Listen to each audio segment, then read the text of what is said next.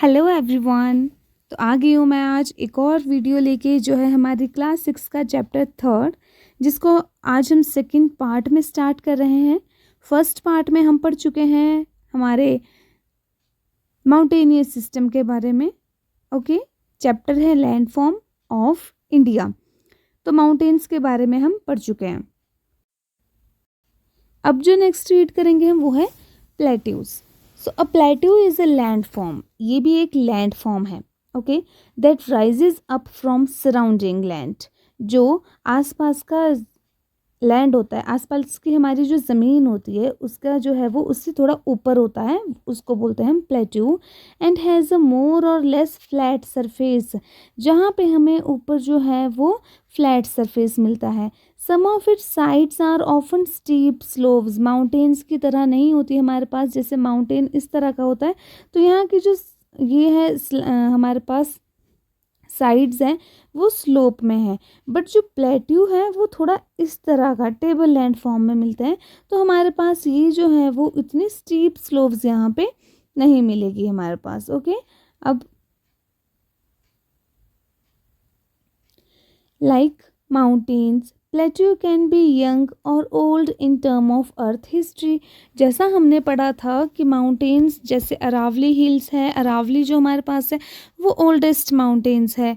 जो हमारे पास है ऊपर नॉर्थ में माउंटेन है जो हिमालय है, शिवालिक है, तो वो जो है वो यंग माउंटेन्स है। तो वैसे ही जो प्लेट्यूज है वो यंग भी हो सकते हैं और ओल्ड भी हो सकते हैं हमारी हिस्ट्री के हिसाब से।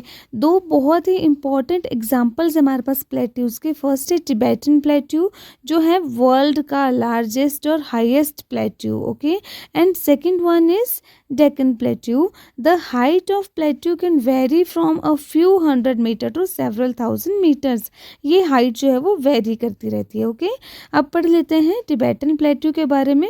सो the Tibetan plateau has an average altitude, इसके कितने हाइट है 45 metres high above the sea level. Okay, which explain why it has nicknamed, क्योंकि ये सबसे हाईएस्ट एल्टीट्यूड है पूरे वर्ल्ड में, दैट्स वाई इसका निकनेम रखा है roof of the world. From east to west it is nearly 25 kilometre long. अब इसका क्या मतलब हुआ कि ईस्ट से लेके यहाँ से अगर हम करें तो ईस्ट से लेके वेस्ट तक जो है ये 25 किलोमीटर लॉन्ग है। Okay, the Deccan plateau of central and south India, ये तो पता चल गया हमें कि ये जो टिबेटन प्लेट्यू के बारे में एक लाइन रहेगी, the distance from Chandigarh to Kanyakumari. तो ये इतना बड़ा प्लेट्यू है, जितना डिस्टेंस हमारे पास अगर हम चंडीगढ़ से कन्याकुमारी जाते हैं बिल्कुल ऊपर नॉर्थ से लेके पूरा साउथ तक, उतना ज़्यादा डिस्टेंस जो है ये हमारे पास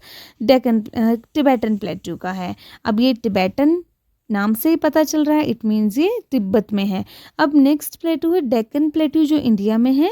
central and south India is one of the oldest plateau in the world. One of the मतलब है कि इसी एज के और भी हमारे पास प्लेट्यूज़ हैं, उनमें से ये भी एक पुराना प्लेट्यू है Deccan plateau.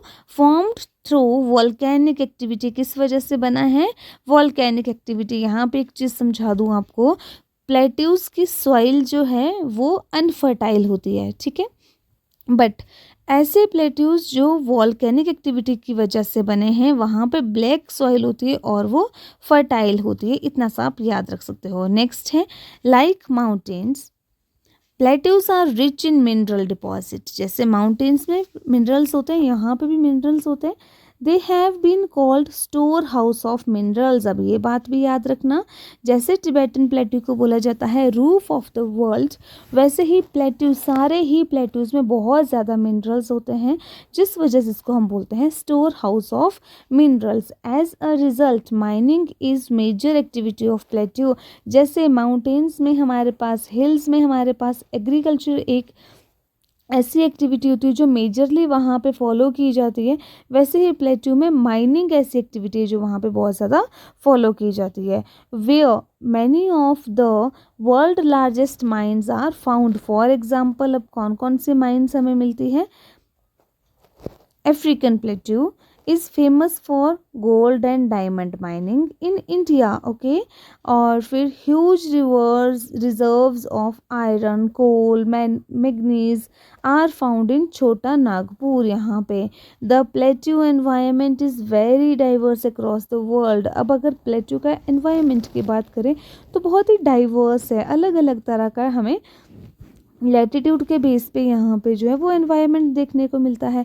Many plateaus have a Rocky soil, बहुत सारे प्लेट्यूज है जहाँ पे रॉकी सॉइल है। इवन इट मीन्स कि वहाँ पे लेस फर्टाइल होगी, उपजाऊ क्षमता बहुत ही कम होगी, and therefore less favourable to farming, farming भी यहाँ पे अच्छी नहीं होगी। बट अभी मैंने आपको बताया एक्सेप्शन कि अगर हमारे पास लावा प्लेट्यू है इट मीन्स वहाँ पे ब्लैक सॉइल होगी, रिच ब्लैक सॉइल, जो कि हमारे पास एग्रीकल्चरिस्ट एक्टिविटीज़ के लिए इम्पॉर्टेंट है। Plateaus are also home to many spectacular waterfalls, बहुत सारे वाटरफॉल्स यहाँ पे होते हैं। अब कौन कौन से वाटरफॉल है जिनके हम नाम याद रख सकते हैं?